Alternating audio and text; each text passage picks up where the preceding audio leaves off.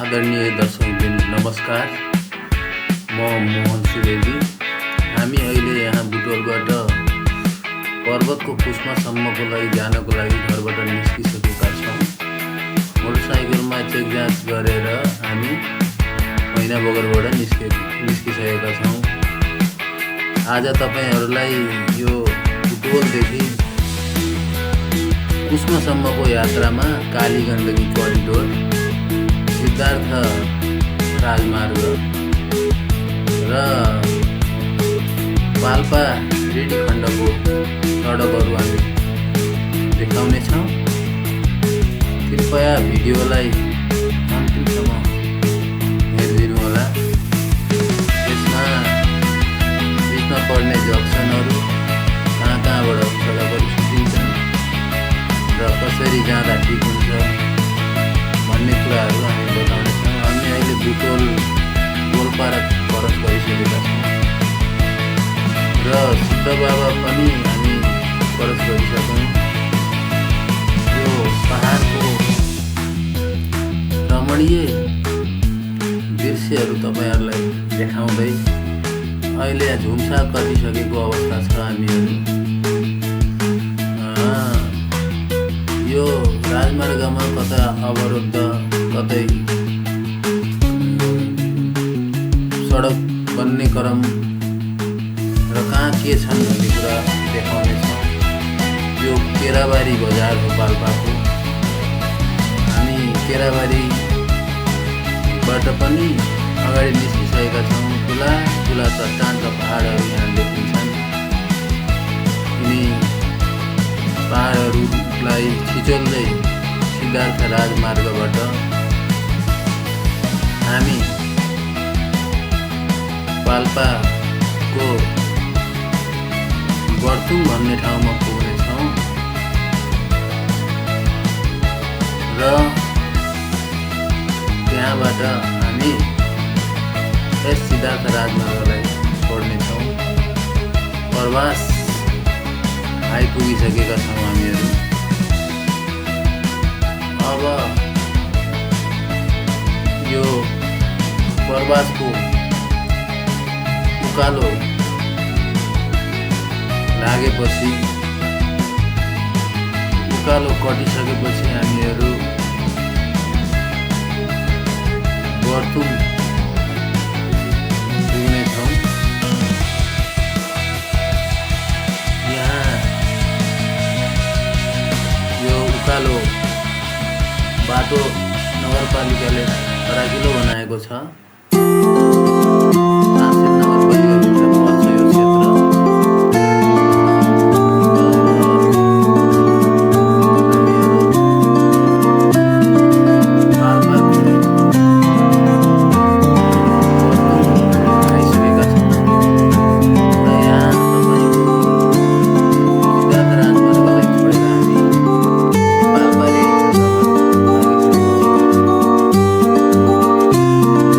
Ready?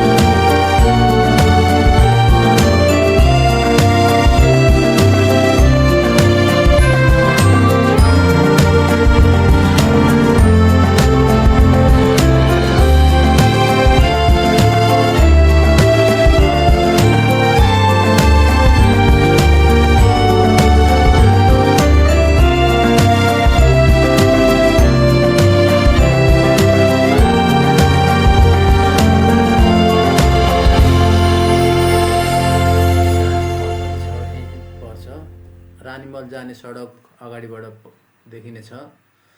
त्यो पनि तपाईँहरूलाई बताउनेछु। यो रानीमल जाने बाटो आइपुग्न लागेको छ। अब यहाँबाट केही तल गएपछि ओह्रालो छ। अब यहाँबाट रेडीसम्मै ओह्रालो छ। यो रानीमल जाने सडक ठ्याक्कै देखिनुभयो। यसलाई छोडेर जान्छौँ हामी। रानीमलको सडकबाट पनि हामी तानसेनको कैलाशनगर निस्किन सकिन्छ र हामी यहाँबाट पनि देब्रे लाग्यौँ। देब्रे लागेर हामी अहिले यो देखिने रिडी बजार हो र हामी रिडी बजार आइपुग्यौँ। यो रिडी बजार गुल्मी जिल्लामा पर्दछ। यो रिडी बजारमा माघे सङ्क्रान्तिमा मेला लाग्ने र यो सङ्गम स्थल जस्तो पनि हो। यहाँ चाहिँ रिडी खोला र कालीगण्डकीको सङ्गम हो। धेरै उसबाट यहाँ चाहिँ घाट पनि हो। यो यहाँ मृतकहरूलाई चाहिँ लिएर आएर दाह संस्कार गर्ने स्थान पनि छ। यो देखिने यो बिचको स्तम्भ देखिएको यो पुल हो। यस पुलले चाहिँ 3टा जिल्लालाई जोडेको छ। पाल्पा, गुल्मी र स्याङ्जा जिल्लालाई जोडेको छ। यो पुलमा 3पट्टि चाहिँ बिचबाट 3पट्टि जाने स्थान बनाइएको, स्पानबाट 3पट्टि जाने बनाइएको छ। र यो नेपालकै यस्तो किसिमको 3मुखी पुल पहिलो नै हो। र यो हामी कालीगण्डकी करिडोरमा लाग्यौँ। अब हामी फर्कलीबाट यता लागेपछि नै कालीगण्डकी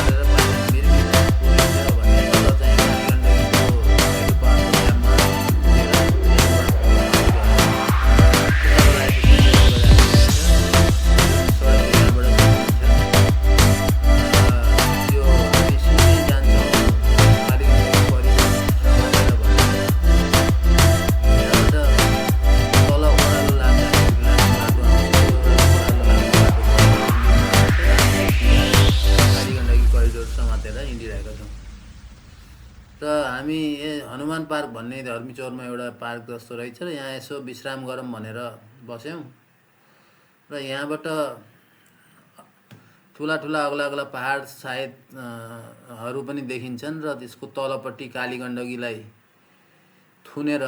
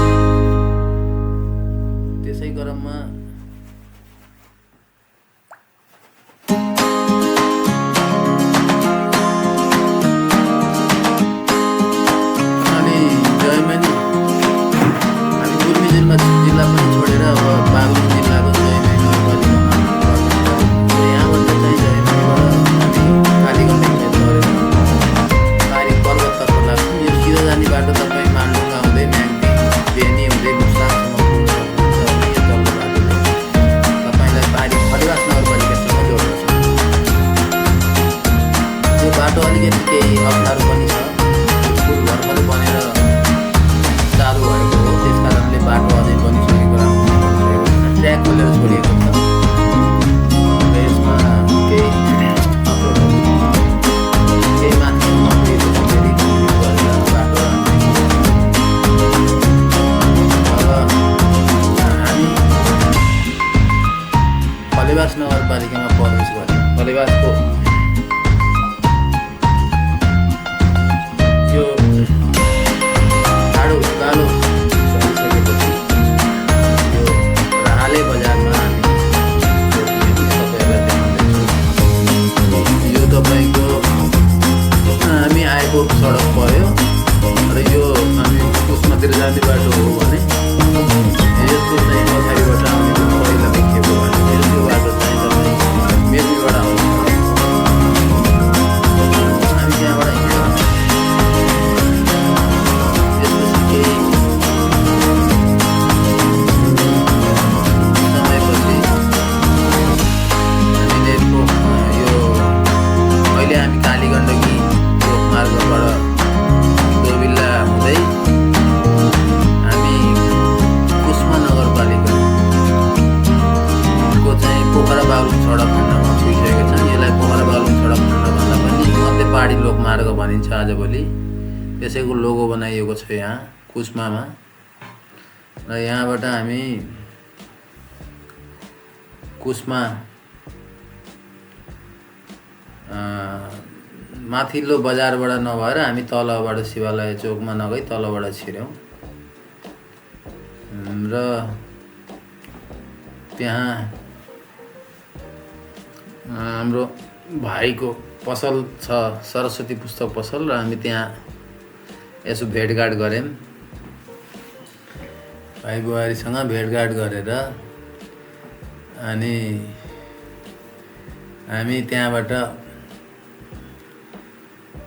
यो झोलुङ्गे पुल भएको स्थानतर्फ लाग्यौँ। पर्वत जिल्लामा यति धेरै झोलुङ्गे पुल छन् कि नेपालकै सबैभन्दा धेरै झोलुङ्गे पुल भएको जिल्लामा गनिन्छ पर्वत। त्यसै क्रममा यो तपाईँले मोदी पनि देख्नुभयो, यताबाट मोदी नदी र उताबाट कालीगण्डकी आएको छ। यो कुस्माबाट आउने मोटर बाटो हो। तलबाट चाहिँ हामी अर्को बाटो दोबिल्लातिर निस्क्यौँ। यो बाटो पनि यहाँ आउँछ। यो बाटो हिँडेको छैनौँ अहिले, गाडी त चलिरहेको छ। हामी चाहिँ दोबिल्ला हुँदै आएको हो र यो पुल हामी चाहिँ पछि चाहिँ यसरी पुल क्रस गरियो, वारिपारि हेरियो। हजुरहरूलाई धेरै धेरै धन्यवाद। भिडियोलाई अन्तिमसम्म हेरिदिनु भएकोमा धेरै धेरै धन्यवाद। भिडियोलाई मन परेमा लाइक, सेयर र कमेन्ट गरिदिनु होला।